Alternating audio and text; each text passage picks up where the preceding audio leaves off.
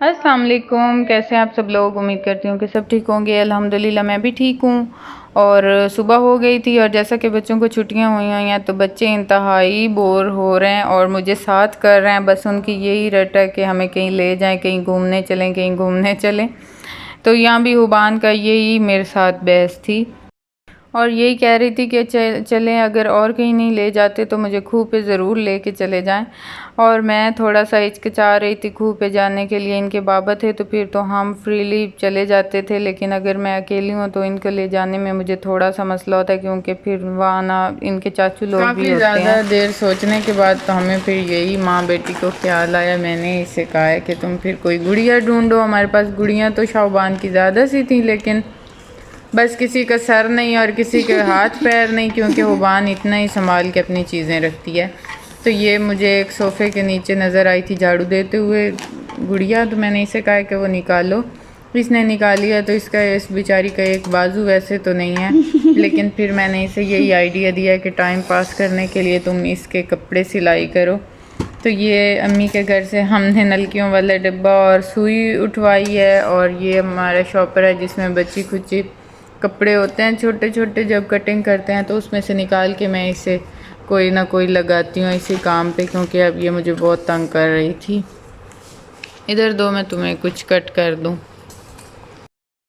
ये सबसे पहले इसका एक अम्ब्रेला सा फ्रॉक कट की है, इधर से स्टिच कर देंगे और फिर इसे पहनाएंगे। और ये ऊपर से इसकी छोटी सी चोली से कट की है। और शाहबान ने इसे माशा की तरह सबसे पहले दुपट्टा करवाया। हुबान कह रही है कि मैंने माशा की तरह इसे दुपट्टा करवाना है। चलो जी, कुछ ऐसे हमने गुड़िया का ड्रेस स्टिच कर ही लिया। हाथ टूट गया, मैं इसे उतारती हूँ। इसके बाद फिर मैंने इसकी बोरियत दूर करने का ये हल सोचा कि मेरे साथ तुम डस्टिंग करवाओ और थोड़ी सी आई सफाई करवा दो, क्योंकि ईद गुजरी है और ईद पे ना काफ़ी यहाँ हमारा ना ड्रेसिंग टेबल पे गंद हो गया था, क्योंकि बैंगल्स वगैरह और टिशू और इस तरह के जो रैपर इन चीज़ों के थे ना, वो ऐसे ही इस पिंक बास्केट में हमने रख दिए थे। तो मैंने कहा था कि मैं बाद में इन्हें साफ़ कर लूँगी, लेकिन मुझे टाइम ही नहीं मिला साफ़ करने का। तो फिर मैंने शाहबान को कहा है कि मैं ना इधर साथ मोबाइल पे सॉन्ग लगाती हूँ थोड़ा थोड़ा, तो हमारा ना मतलब सॉन्ग सुनते सुनते अच्छा फ़ील होगा और ना हम आसानी से जल्दी से हम ये सारा काम कर लेंगे। काफ़ी कबर्ड में भी मैस हुआ हुआ था और नीचे यहाँ शूज़ वाला रैक भी सारा बिखरा हुआ था। और ये कुछ शूज़ जो बाहर रखते हैं, मतलब जब यूज़ करते हैं तो बाहर ही रख देते हैं, तो फिर वो भी काफ़ी डस्टी हुए हुए थे, उनको भी अंदर रखना था और ड्रेसिंग टेबल भी सेट करना था। तो फिर मैंने शाहबान को कहा कि तुम मेरे साथ करवाओ, तुम्हारा टाइम भी पास हो जाएगा और हमारे घर का काम भी सिमट जाएगा। तो फिर यहाँ शाहबान मेरे साथ करवा रही थी। खैर शाहबान को वैसे ही बहुत शौक़ है, मुझे भी जब मैं इस एज में थी तो बड़ा शौक़ था अम्मी की कबर्ड्स और अम्मी के टैची और इस तरह की चीज़ें खोलने का। उनमें से जो जो चीज़ें निकलती थी ना, फिर वो उनके साथ खेलना और उन्हें ओढ़ना और इस तरह करके ना बहुत अच्छा लगता था। मैं भी अम्मी की काफ़ी चीज़ें इधर उधर कर देती थी, मतलब एक जगह बनी हुई होती है ना, तो फिर वो किसी और के हाथ लग जाए तो फिर वो चीज़ें मिलती नहीं, अम्मी को फिर मिलती नहीं थी। तो अब शाहबान का भी यही है। और ये एक रिसेंटली शादी गुजरी थी हमारी रिलेटिव्स में, तो उधर से भी फिर हम जैसे आए हैं ना, तो जैसे ही हमारे पास कपड़े और चीज़ें थी वो ऐसे ही कबर्ड में हमने ला के रख दी थी और वो काफ़ी बिखरी हुई चीज़ें थी। तो ये दुपट्टे थे कुछ जो कि मैं एक हैंगर में हैंग कर देती हूँ, कुछ स्ट्रॉलर हैं और कुछ दुपट्टे हैं जो कि एक्स्ट्रा हैं, मैच हो जाते हैं कपड़ों के साथ। तो फिर मैं ये एक रैक बनाया हुआ है, उसमें मैं फिर लटका देती हूँ। और बाकी कुछ कपड़े हैंग करने वाले थे वो मैंने हैंग किए, और कुछ जो तय लगाने वाले थे वो तय लगाए। और शाहबान को मैंने कहा कि तुम नीचे शूज़ वाला रैक जो है उनको सेट कर दो, तो उसने वो किया। और फिर करते करते हम इतना थक गए थे, फिर मैंने यहाँ मैंगो का मिल्क शेक बनाया, क्योंकि हमारी एनर्जी काफ़ी लो हो गई थी। तो फिर मैंने ये बनाया, ये हमने पिया। फिर इतने तक दोपहर का टाइम हो गया था, थोड़ा सोने का, सोते हैं हम दोपहर को।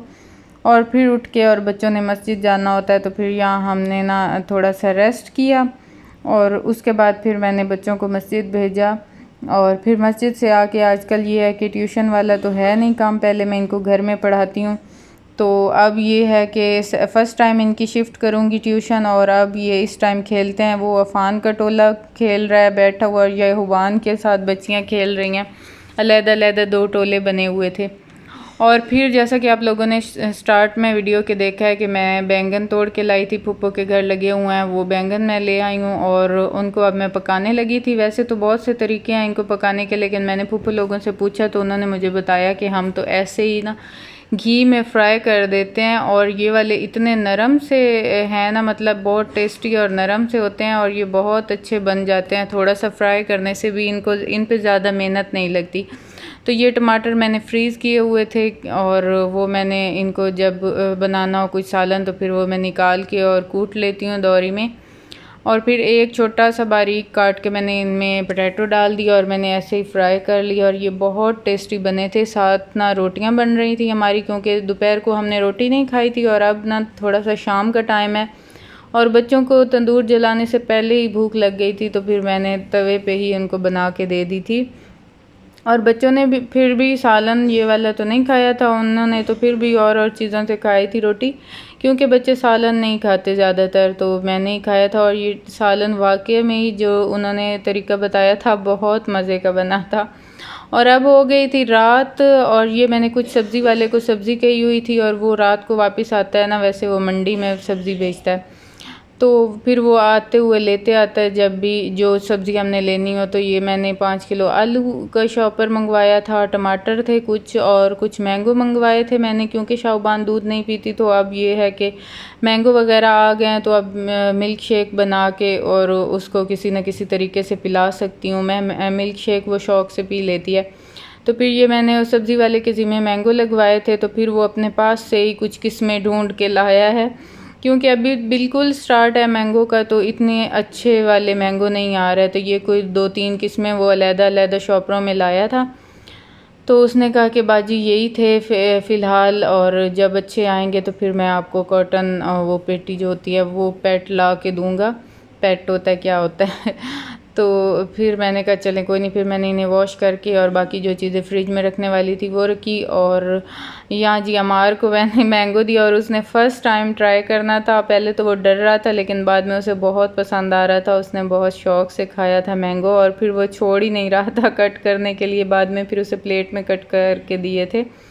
और आई थिंक मैंगो ये वाहिद फ्रूट है जो बच्चों को बहुत ज़्यादा पसंद आता है, तकरीबन हर बच्चे को पसंद आ रहा होता है, और अमार को भी बहुत पसंद आया था। और बस यही थी मेरी आज की वीडियो। आई होप कि आप लोगों को पसंद आई होगी। अगर पसंद आई हो तो लाइक और सब्सक्राइब ज़रूर कीजिएगा। अपना रखिएगा ढेर सारा ख्याल, मुझे रखिएगा दुआओं में याद। मिलेंगे नेक्स्ट व्लॉग में, तब तक के लिए अल्लाह हाफिज़।